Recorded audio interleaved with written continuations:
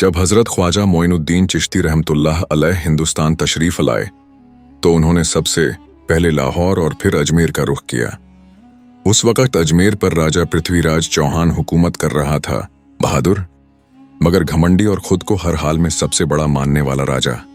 ख्वाजा साहब अजमेर के पास एक पहाड़ी, जो आज ख्वाजा की पहाड़ी कहलाती है, पर रुके और वहां इबादत में मशगूल हो गए।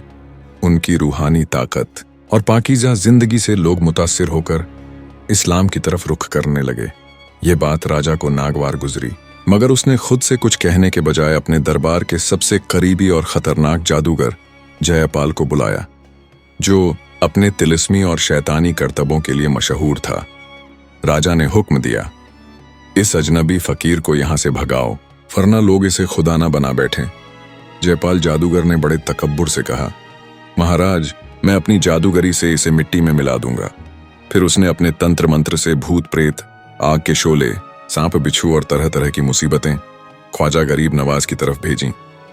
मगर जैसे ही वो चीजें ख्वाजा साहब के पास पहुंचती, वो सब जलकर राख हो जाती या हवा में गायब हो जाती।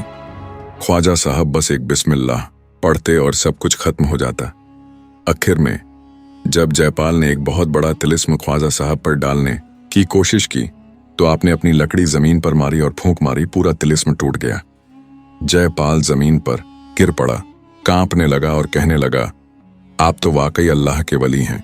मैं अपनी सारी जिंदगी जादू में गुजार बैठा, अब मैं तौबा करता हूँ। ख्वाजा साहब ने उसे इस्लाम की तालीम दी और उसका नाम अब्दुल्लाह रखा।